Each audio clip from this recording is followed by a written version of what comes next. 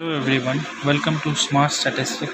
This channel is dedicated to helping Delhi University students learn statistics in easy and practical way. Here you find concept explanation, solved question. If you are interested in statistics, subscribe to the channel. And आज का हमारा topic है Wolfowitz run test. जिसकी definition है The Wolfowitz run test is a non-parametric test used to determine whether a sequence of observation is random by analyzing the number of runs in the data. और इसका formula है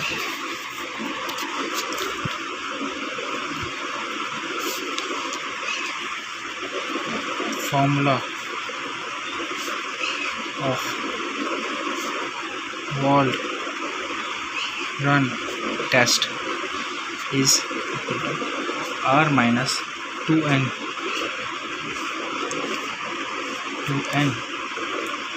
n2 minus 1 upon n1 plus n2 divide root 2n1 n2 upon n1 plus n2 का whole square into 2n1 n2 minus n1 minus n2 upon n1 plus n2 minus 1. ये हमारा formula है वोल्फोविट्स run test का. इसमें अब हम इसके लिए इसका एक क्वेश्चन सॉल्व करेंगे. इसका क्वेश्चन है हमारा क्वेश्चन है if there are n1 is equal to 6 letter of one kind, n2 is equal to 5 letter of another kind, then for how many runs would we reject the null hypothesis of randomness at 1% level of significance. ऐसा ये जो question है ये आपका PYQ में भी आ चुका है. और जो नॉन पैरामेट्रिक टेस्ट और पैरामेट्रिक टेस्ट के जो क्वेश्चंस होते हैं वो ज़्यादातर आपके प्रैक्टिकल से पूछे जाते हैं. ठीक है, और इसको हम सॉल्व करेंगे. हमारे को गिवन है n1 is equal to 6 letter of one kind और n2 is equal to 5 letters of another kind. अब हमें यहाँ पर क्वेश्चन में 1% लेवल ऑफ सिग्निफिकेंस गिवन है, तो alpha is equal to 1% is equal to 0.01. और हम इसका n निकालेंगे तो n1 प्लस n2, n होगा हमारा n1 plus n2, 6 plus 5 is equal to 1.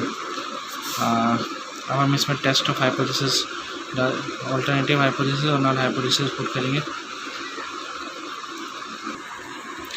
The sequence is random, h naught हमारा the sequence is random and h1 the alternative the sequence is not random.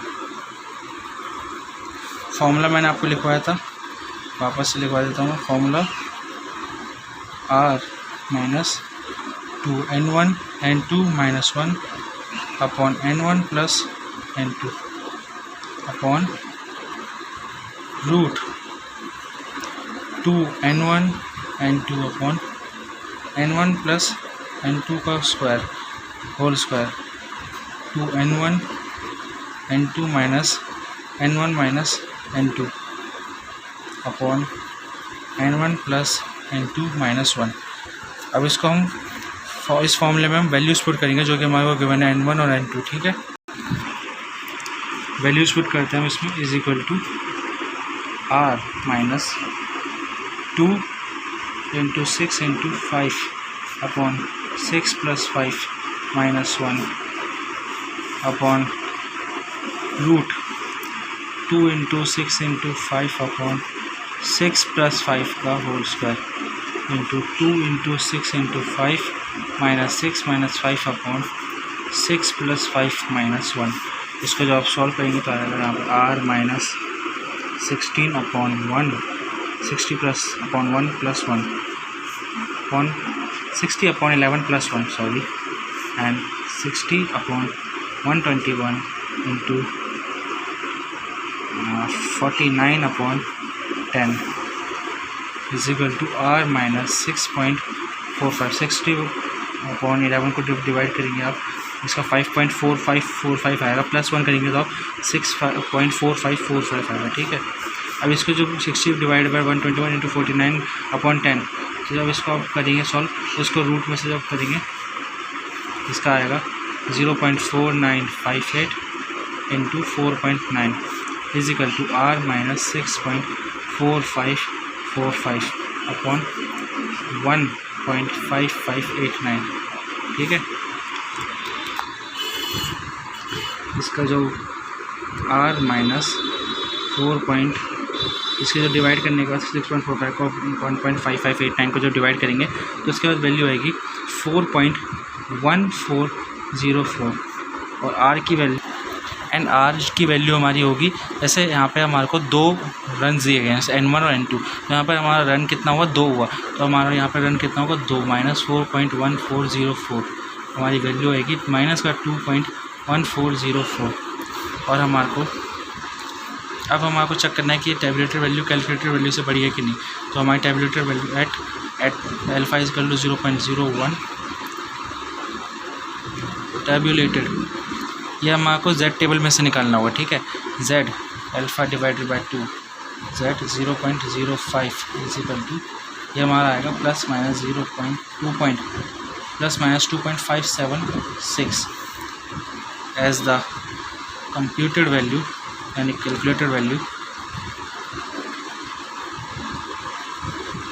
Computed Z value आई हमारी minus का 2.1404 is greater than minus 2.576, hence H naught is except then the sequence is random. The sequence is random. ये हमारा question था।